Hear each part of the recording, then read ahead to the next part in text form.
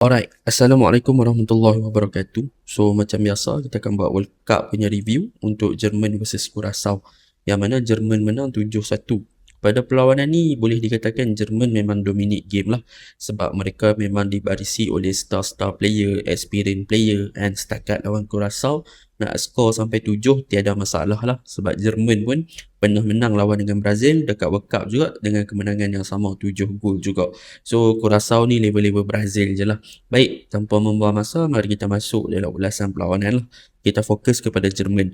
Jerman untuk game ni dia turun dengan sistem 4-2-3-1. Mereka lebih kepada sistem back four dan mereka double pivot. Filip Nemca beraksi bersama dengan Pavlovic dan nombor 10 mereka Jamal Musiala bergandingan dengan Florian Wirtz dan juga Leroy Sané sebagai winger dan juga Kai Havertz sebagai tonggak utama lah. Untuk game ni, to be honest, tak ada banyak yang kita boleh orang kata apa, kita boleh cerita secara detail sangat. Sebab apa? Sebab level antara Jerman dengan Curaçao tu memang ada big gap, satu gap yang besar lah.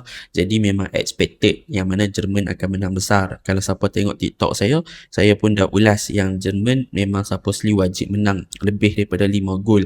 Sebab apa? Sebab ini akan menjadi pemangkin untuk mereka meneruskan kejohanan World Cup ni, untuk menunjukkan mereka adalah title contender untuk menjadi juara World Cup lah. Dan untuk game ni, apa yang menarik adalah, to be honest, apa yang boleh saya katakan tentang back four pasukan Jerman yang mana diketuai oleh Jordan Tah dan juga Nico Schlotterbeck dan juga dibarisi oleh Kimmich di kanan dan juga Nathaniel Brown di bahagian kiri. Which is bagi saya untuk game ni, Nathaniel Brown yang bermain sebagai left back yang dijadikan sebagai first choice mengetepikan Raum telah membuktikan satu performance yang bagus. Sebab apa? Sebab dalam debut dia di World Cup, dia berjaya assist dan juga berjaya menjaringkan satu gol. So untuk Brown ni, dia punya typical gameplay adalah lebih kepada offensive fullback yang mana dia punya attacking wise memang bagus gila. Kita boleh tengok bagaimana dia bergerak secara overlap ataupun dia banyak buat underlap. So dia banyak fokus untuk covering on the wide area dan dia juga banyak masuk ke kawasan half space. Depends on kepada dia punya combination play bersama dengan Florian Wirtz. Sebab apa? Sebab di bahagian kiri Jerman banyak melakukan combination play yang mana di antara Florian dengan juga Brown sering beraksi bersama. So Florian dan juga Nathaniel Brown ni, mereka membentuk satu combination attacking di bahagian kiri. Bagaimana mereka nak memecah belahkan pertahanan, mereka akan cuba untuk membentuk combination play bersama. Jadi kalau Brown berada di wide area, Florian akan masuk ke bahagian half space ataupun ke bahagian tengah. Kalau Florian yang cover bahagian wide area, maka Brown akan masuk ke half space untuk membantu di bahagian hadapan dengan buat underlap dan sebagainya lah. So combination yang dibentuk di antara Florian dan juga Brown ni menunjukkan satu chemistry yang sangat cantik, sangat lawa. Sebab apa? Sebab kedua-dua player ni saling berinteraksi satu sama lain. So benda tu positif lah untuk pasukan Jerman bila mana mereka ada left back yang memang boleh dikatakan sangat ofensif dan sangat cemerlang. Dah lama saya tak tengok Jerman ada this typical player yang memang ofensif gila bapak, yang boleh menyerang dan juga boleh menjaringkan gol serta boleh assist. So dengan kehadiran Brown, dia membuatkan bahagian kiri pasukan Jerman ni lebih stable dalam melancarkan serangan dan pembentukan combination play yang bagus bersama dengan Florian Wirtz. Itu yang pertama. Yang kedua, kalau kita lihat dalam sistem double pivot Jerman ni, mereka guna Pavlovic dan mereka guna Felix Nemecha. Untuk Pavlovic, dia lebih kepada stabilizekan bahagian tengah. Sebab apa? Sebab dia lebih kepada defensive duty. Tetapi bila lawan dengan Curaçao yang tak banyak menyerang apa semua ni, Pavlovic memang dia akan push lebih ke depan lah dan dia banyak membebaskan Nemecha. Kalau kita tengok Felix Nemca ni, dia lebih kepada covering on the middle third dengan juga kawasan left half space.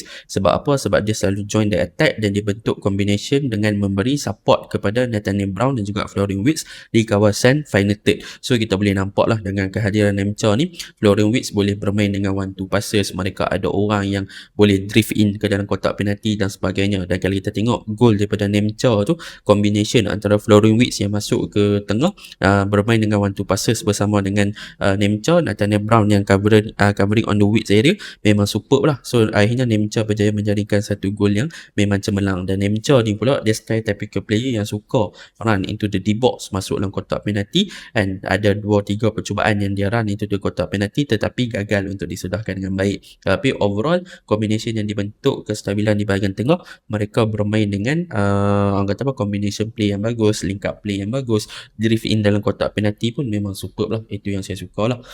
Manakala untuk Jamal Musiala dan juga Kai Havertz, mereka bertindak dengan cemerlang untuk attacking department. Leroy Sané boleh dikatakan dia more to typical player yang diletakkan isolated. Isolated ni dia bukannya satu perkara yang tak bagus, tetapi dia letak untuk Leroy Sané bermain sebagai isolated player sebab mereka nak memberi ruang untuk dia create chances dalam situasi 1v1 ataupun dia attack the empty space. So kita boleh nampak ada satu gerakan daripada bawah pasukan Jerman, dia push ke depan. Jonathan Tah ada satu lock pass kepada Leroy Sané, and waktu tu Leroy Sané memang attack the half space kiri lah yang kosong. Waktu tu tak ada orang jaga. So dengan ada overload di bahagian tengah dan combination play yang baik dengan support yang banyak daripada defense dan juga winger, maka membebaskan Leroy Sané untuk berada dalam empty space, memberikan satu option yang lain untuk pasukan Jerman menyerang. Dan situasi tersebut ada 2-3 kali berlaku, tapi in term of finishing wise, Sané bukanlah Sané yang 3-4 tahun lepas kan. Dia gagal untuk lebih clinical. Kalau Sané lebih clinical, mungkin dia boleh score lebih daripada 2-3 gol lah untuk game ni. Manakala untuk Kimmich memang superb lah. Boleh saya katakan Kimmich bermain dalam satu dimensi yang baru. Dia bermain sebagai right back balik di bahagian kanan pasukan Jerman, tapi dia banyak juga drift untuk bermain sebagai inverted fullback di bahagian tengah, bantu Pavlovic bila Nemcha naik atas. So Kimmich untuk game ni ada 2 assist, should be enough lah untuk membuktikan yang dia adalah seorang player yang sangat kreatif lah.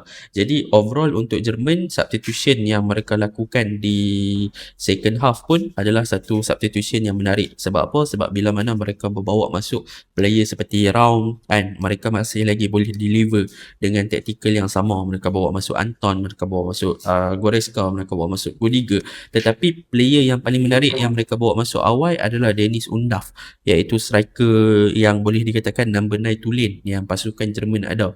And Dennis Undav semalam dia berjaya untuk menjaringkan satu gol, dan yang paling menarik tentang Dennis Undav ni, dia berjaya untuk assist kepada Kai Havertz untuk gol ke-7 pasukan Jerman. So dengan ada this type of player, mereka boleh rotate dan mereka boleh implement dengan mereka punya attacking style yang bermacam. Memang satu benda yang pasukan lawan perlu ambil cakna lah, ambil berat tentang pasukan Jerman. Sebab apa? Sebab mereka dah tunjukkan yang mereka datang untuk World Cup kali ni adalah untuk menang. Itu pun ada player-player lain lagi yang tak main, macam Leweling, macam Watermade, macam Bayer, macam Amiri, Stiller, semua tak main lagi. So mereka masih lagi ada banyak option untuk buktikan yang mereka akan lebih berbahaya untuk masa akan datang dalam saingan World Cup. Jadi itu je lah ulasan saya. Assalamualaikum.